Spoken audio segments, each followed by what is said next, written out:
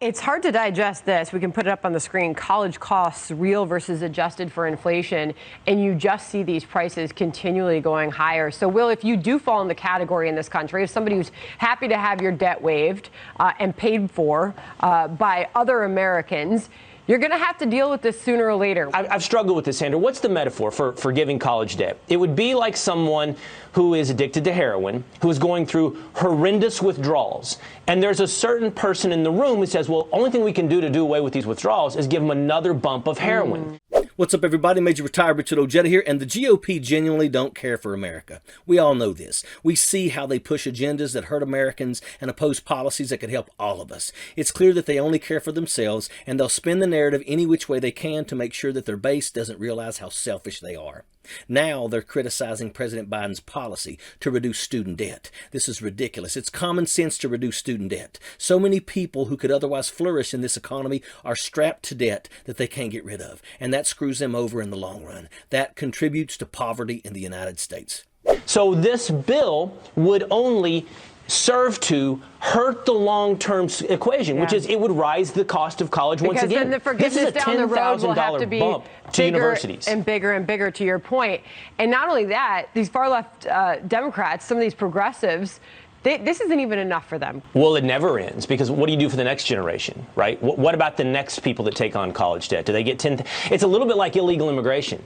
You know, do you just continue to give out dreamer status and pathway to citizenship status to every wave of illegal immigrant? Do you give $10,000 in grants or for debt forgiveness to every generation of college student?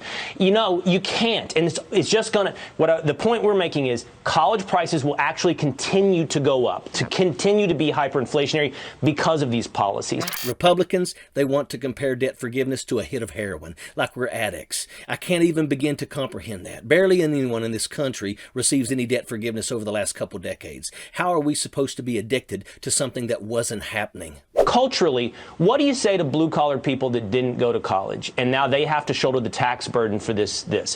What do you say to all the people that actually paid off their college debt?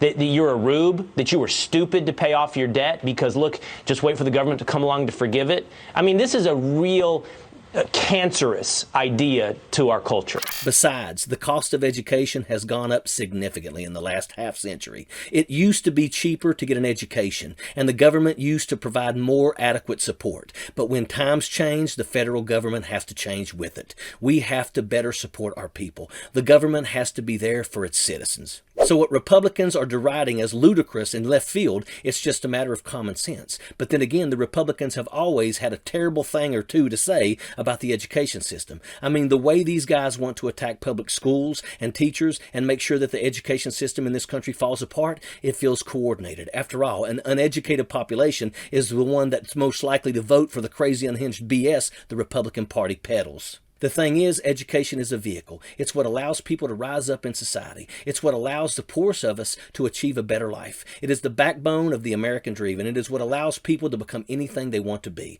If we are a free and fair country, it's only because we have a decent education system. And Biden, he supports the American dream. The Democrats care about creating a more equitable country that's better for everyone. The more people that aren't burdened by student loans, the more education those people can pursue. Instead of dropping out, unable to pay, more people will be able to graduate. They'll be able to fill critical roles in society, and they'll have more money to spend and contribute to the economy. It's a win-win, but GOP opposes anything that could benefit Americans. They want education to stay expensive. They want it only to be affordable to the children of their wealthy friends, because that helps them turn this country into an oligarchy made only for them. But we can't let them do that. This is a democracy, and that means that everyone should be entitled to a higher education without the burden of debt, and that's a fact. Sappers clear the way, airborne all the way.